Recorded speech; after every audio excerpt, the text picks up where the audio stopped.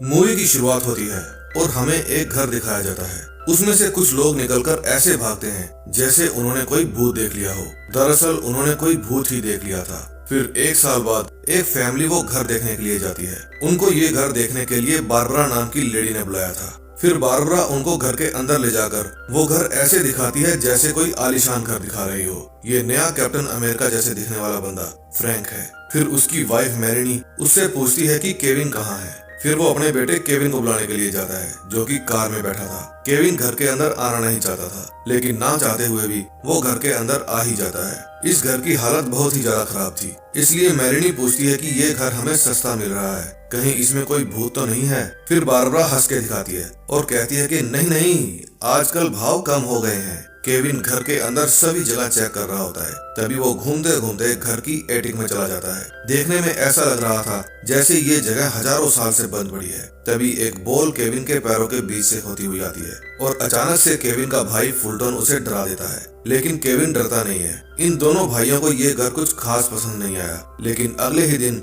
Frank अपना सारा सामान लेकर इस घर में आ जाता है क्योंकि उसने ये घर खरीद लिया था। जब केविन अपना गिटार बजा रहा था तो वहाँ फ्रैंक आता है और कहता है कि इस तरह के बॉक्स ट्रक में भरे पड़े हैं और वो अपने आप चलकर यहाँ नहीं आएंगे, चलकर मेरा काम में हाथ बटाओ। उनके पड़ोस में एक चाइनीज फैमिली भी रहती थी। केविन अपने आप में ही मस्त रहने वाला बंदा था। वो अपनी फैमिली के साथ छोटे छोटे पलों को एंजॉय नहीं करता था। इस बात से फ्रैंक को परेशानी थी। फिर फ्रैंक कहता है कि अगर तुम हमारे साथ थोड़ा हंस खेल लोगे तो तुम्हारा क्या बिगड़ जाएगा। लेकिन केविन उनसे जबान लड़ाकर उनका दिल तोड़ देता है। अब रात को जब केविन अपने रूम में सो रहा था तब उसे अपने घर की एटिक में से किसी के चलने की आवाज आती है। फिर वो अपने मोबाइल में कैमरा ऑन करके उस रूम में देखने जाता है। उस रूम में जो भी आत्मा थी वो केविन को डराने की कोशिश करती है। वो आत्मा इतनी भोली थी कि उसको ठीक से डराना भी नहीं आता था। वो 100 साल पहले की ब्लैक एंड व्हाइट फिल्मों के भूत के जैसे डरा रहा था। उसको देखकर केविन हंसने लगता है। इस बात से वो भूत नाराज हो जाता है और वहाँ से चला जाता है। फिर अगले दिन स्कूल में केविन की मुलाकात अपनी पड़ोसन से होती है।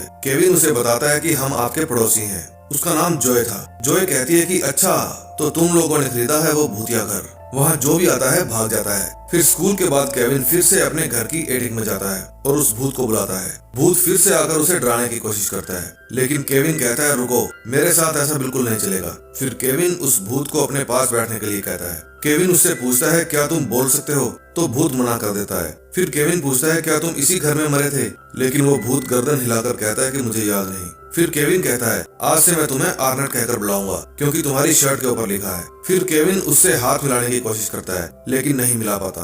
फिर आर्नेट उससे हाथ मिलाता है तो केविन समझ जाता है कि कोई और आर्नेट को छू नहीं सकता, लेकिन आर्नेट चाहे तो किसी को भी छू सकता है, बिल्कुल किसी स्ट्रिपर की तरह। इतने में वहाँ केविन का भाई फुलटन आ जाता है और आर्नेट गायब हो जाता है। वो आके केविन से उसका फोन मांगता है क्योंकि उसकी मॉम ने उसका फोन छीन लिया था। छीना झपटी में केविन उसको थोड़ा सा धक्का देता है और वो दूर जाकर गिरता है। फिर फुलटन डर जाता है और वहाँ से चला जाता है। फिर रात को खाना खाने के बाद केविन भूतों पर रिसर्च करता है। एक वीडियो में डॉक्टर लेस्ली बताती है कि इंसानी शरीर एक एनर्जी से बनता है और शरीर के नष्ट हो जाने के बाद हम उस एनर्जी को पकड़ सकते हैं। फिर उसको अपने भाई के हंसने की आवाज आती है। जब वो जाकर देखता है तो फुलटन उसके फोन में से उसकी रिकॉर्डिंग की हुई भूत वाली वीडियो देख लेता है और उन दोनों का शोर सुन के वहाँ पर फ्रैंक आ जाता है। फुलटन फ्रैंक को बताता है कि अपने घर में भूत है, केविन ने उसकी वीडियो रिकॉर्ड की है। फिर उस वीडियो को देखने के बाद फ्रैंक कहता है कि ये वीडियो मेरे फोन में भेज देना। दरअसल फ्रैंक उस वीडियो को यूट्यूब पर अपलोड करके पैसा कमाना चाहता था। अगले सीन में हम देखते हैं कि कुछ लोग डॉक्टर लेस्ली से मिलने आते हैं क्योंकि उन लोगों को कोई ना कोई भूत दिखता है। डॉक्टर लेस्ली सबकी प्रॉब्लम सुनती है।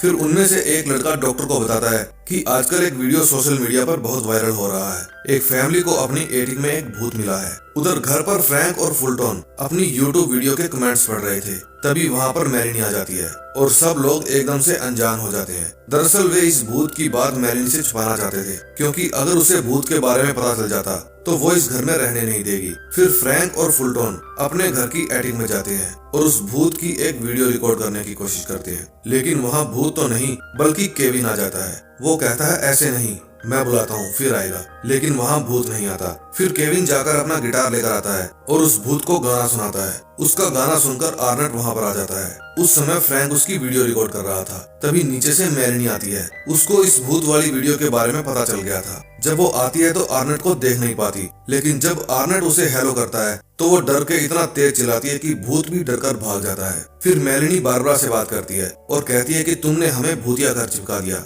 लेकिन बारबरा कहती है भूत की बातें कौन बताता है, ये बातें तो छिपाने के लिए होती है। फिर मेलेनी अपने हस्बैंड की क्लास लेती है और तभी केविन वहाँ से खिसक लेता है। मेलेनी कहती है कि हम इस घर में नहीं रहेंगे, लेकिन फ्रैंक उसको समझाता है। वो कहता है कि देखो, यूट्यूब पर आज तक लोगों ने माइनक्राफ्ट खेलकर या मैगी में फैंटा मिलाकर ही पैसे कमाए हैं, लेकिन हमारे पास एक असली भूत है, उसकी वीडियो से हम मालामाल हो सकते हैं। अब उनकी वीडियोस वायरल भी हो रही थी और काफी अच्छे व्यूज भी आ रहे थे। अब मेलेनी पर मीम भी बनने शुरू हो गए थे। सारे टिकटॉकिये आर्नेस्ट पर ज्ञान झाड़ने लगे थे। अब सोशल मीडिया से जुड़े सभी लोगों के मुंह पे बस आर्नेस्ट का ही नाम था। उस फैमिली की न्यूज अब टीवी पर भी आ रही थी और वो न्यूज डॉक्टर लेस्ली देख लेती है। अब फ्रैंक फेमस हो गया था और उसके घर के बाहर भूतों के चाहने वालों की भीड़ लगी थी। न्यूज रिपोर्टर फ्रैंक से तरह तरह के सवाल पूछते हैं। उससे फ्रैंक को बड़ी खुशी होती है। ऊपर एटिक में केविन ऑर्नेस्ट को इस घर में पड़ी पुरानी चीजें दिखाता है ताकि उसकी याददाश्त वापस आ जाए। फिर ऑर्नेस्ट केविन से पूछता है कि तुम मेरी मदद क्यों करना चाहते हो।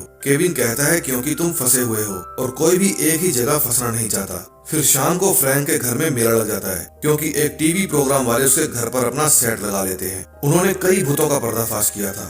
फिर उस शो की होस्ट जूडो रोमानो फ्रैंक को कहती है कि अपने भूत को जल्दी से तैयार करो। फ्रैंक कहता है कि हमारा भूत तैयार है, बस आता ही होगा। उधर केविन ऑर्नेस्ट को सिखा रहा होता है कि किस तरह से डराया जाता है, एकदम खतरनाक भयानक तरीके से। फिर वहाँ पर फ्रैंक आता है और अपने बेटे केविन को कहता है कि जल्दी से ऑर्नेस्ट को लेकर नीचे आओ। नीचे जूडो रोमानो ऑर्नेस्ट का वेट कर रही थी, लेकिन ऑर्नेस्ट वहाँ पर नहीं आता। फिर जूडो रोमानो पैकअप करने के लिए बोलती है, लेकिन तभी वहाँ पर एंट्री होती है ऑर्नेस्ट की, जो कि फुल धमाकेदार तरीके से आता है। आते ही ऑर्नेस्ट अपनी जबरदस्त एक्टिंग से सभी लोगों को डरा देता है, लेकिन जूडो रोमानो बिल्कुल भी नहीं डरती। फिर ऑर्नेस्ट उसे भी ऐसे डराता है कि वो खिड़की तोड़कर नीचे कूद जाती है। सबके जाने के बाद फ्रैंक केविन को डांटता है। तभी वहाँ पर फुलटन आता है और कहता है कि हमारे 6 मिनट में 20 लाख व्यूज आ गए हैं। अब फ्रैंक खुश हो जाता है। अब उनकी भी सारी वीडियो सौरभ जोशी के जैसे वायरल हो रही थी। फिर स्कूल में जोए केविन को ऑर्नेस्ट के बारे में कुछ इन्फॉर्मेशन देती है और कहती है कि हमें वहाँ पर जाना होगा। फिर घर जाकर वे ऑर्नेस्ट को कहते हैं कि पास में ही एक बार है, तुम अक्सर वहाँ जाया करते थे, इसलिए तुम्हें हमारे साथ वहाँ चलना होगा, शायद तुम्हारी याददाश्त वापस आ जाए। ऑर्नेस्ट कहता है कि मैं यहाँ से बाहर नहीं जा सकता, लेकिन केविन कहता है कि अगर तुम जानना चाहते हो कि तुम्हारे साथ क्या हुआ था तो तुम्हें यहाँ से बाहर जाने की कोशिश करनी होगी। उस समय नीचे डॉक्टर लेस्ली घर पर आ जाती है। वो फ्रैंक को बताती है कि मैं CIA के एक डिपार्टमेंट में हेड हूँ, जिसका काम है पैरानॉर्मल एक्टिविटीज को कंट्रोल करना। सरल भाषा में कहूँ तो हम भूतों को पकड़ते हैं। उस समय केविन ऑर्नेस्ट को घर से निकालने के लिए हौसला देता है और ऑर्नेस्ट हिम्मत करके घर से बाहर आ ही जाता है। उसे घर से बाहर आकर काफी अच्छा लगता है। घर के अंदर डॉक्टर लेस्ली फ्रैंक को कहती है कि मुझे ऑर्नेस्ट से मिलना है, क्योंकि ये चीजें बहुत ही खतरनाक होती है। शुरू में तो ये आपसे बहुत अच्छे से पेश आती हैं, लेकिन बाद में बहुत ही वाहियात हो जाती हैं। लेकिन फ्रैंक उसे घर से बाहर जाने के लिए कहता है और कहता है कि बिना वारंट आप मेरे घर में नहीं आ सकती। लेस्ली उसे वापस आने की धमकी देकर चली जाती है। उसी समय केविन, जोए और ऑर्नेस्ट घर के पीछे वाले दरवाजे से बाहर आते हैं, लेकिन उन्हें लोग देख लेते हैं और लोगों की भीड़ उनके पीछे पड़ जाती है। वे लोगों से बचकर जहाँ जहाँ जाते हैं, भीड़ वहीं वहीं आ जाती है। पूरे शहर में अफरा तफरी मच जाती है। फिर वे तीनों भागकर एक बिल्डिंग में घुस जाते हैं। फिर वहाँ से निकलने के बाद केविन कहता है कि आप खुद को गायब क्यों नहीं कर लेते। फिर ऑर्नेस्ट खुद को गायब कर लेता है। फिर केविन और जॉय उस बार में जाकर पूछताछ करते हैं। फिर उन्हें पता चलता है कि ऑर्नेस्ट तो किसी और का नाम था जो उस भूत के साथ काम किया करता था। फिर वो उन्हें असली ऑर्नेस्ट के घर का पता देती है, जो वहाँ से 600 मील दूर था। दोस्तों, दरअसल वो भूत कौन था, ये जानने के लिए आप हमारे साथ जुड़े रहें। आगे और भी मजा आने वाला है। और वीडियो अच्छी लग रही हो तो सब्सक्राइब का बटन दबा दें। फिर जब वे वहाँ से बाहर आते हैं तो एक पार्क में ऑर्नेस्ट एक लड़की को देखता है और उसे देखकर उसे खुद की बेटी याद आ जाती है। फिर वो जैसे ही उसको छूने वाला होता है, वो बच्ची रो पड़ती है और लोग उसकी ऐसा करते हुए वीडियो बना लेते हैं। ये वीडियो डॉक्टर लेस्ली के पास पहुंच जाती है। फिर वो एक वारंट की डिमांड करती है। रात को फ्रैंक के घर में CIA की टीम पहुंच जाती है क्योंकि वे ऑर्नेट को पकड़ना चाहते थे, लेकिन ऑर्नेट उस समय घर में नहीं था क्योंकि वो केविन और जॉय के साथ पता लगाने गया था कि वो दरअसल है कौन, और वो जगह वहाँ से 600 मील दूर थी। तभी एक ऑफिसर फ्रैंक के पास आता है और कहता है कि अगर तुम जेल नहीं जाना चाहते तो जैसा हम कहते हैं वैसा ही करो। रास्ते में केविन कुछ सामान लेने के लिए एक स्टोर में जाता है।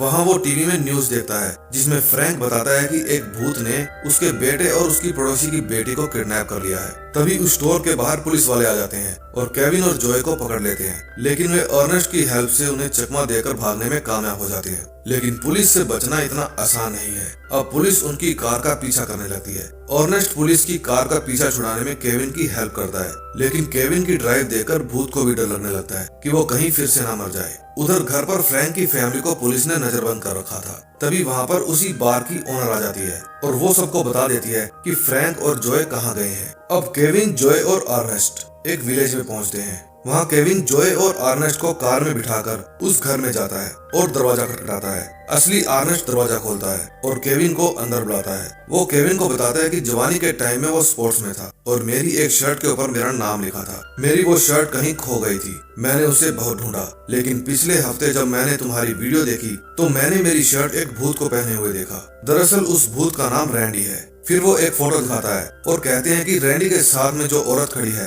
वो मेरी पत्नी की बहन है। वो एक बच्चे को जन्म देते समय मर गई। मुझे और मेरी वाइफ को बच्चा नहीं चाहिए था क्योंकि हम दुनिया घूमना चाहते थे। अपनी पत्नी की मौत के बाद रैंडी बहुत शराब पीने लगा और एक दिन वो अपनी बेटी को हमारे घर पर छोड़कर कहीं चला गया और कभी वापस नहीं आया। उनकी ये सब बातें रैंडी सुन रहा था और असली अर्नेस्ट को महसूस हो जाता है और वो रैंडी को कहता है कि तुम यहीं हो ना। फिर रैंडी उसके सामने आ जाता है। इतने में बाहर से शोर की आवाज आती है। जब केविन देखता है तो बाहर पुलिस जॉय को पकड़ लेती है और दरवाजा तोड़कर घर के अंदर भी आ जाती है। डॉक्टर लेस्ली दो गार्ड्स को साथ लेकर आती है जिनके हाथ में भूतों को पकड़ने वाली गन होती है। वे रैंडी के ऊपर फायर करते हैं जिससे उसे बहुत तकलीफ होती है। फिर पुलिस तीनों को पकड़ लेती है। केविन और जॉय को फ्रैंक के हवाले कर दिया जाता है। रैंडी को एक मशीन में रखते हैं। फिर डॉक्टर लेस्ली उससे मिलने जाती है। उसको देखकर उसकी आंखों में आंसू आ जाते हैं और ऐसा क्यों हुआ था वो हमें आगे पता चलेगा। तभी वहाँ उनके सीनियर्स आते हैं। लेस्ली कहती है कि आप इसके साथ क्या करोगे। वो कहते हैं ये मर चुका है, हम इसके साथ कुछ भी कर सकते हैं।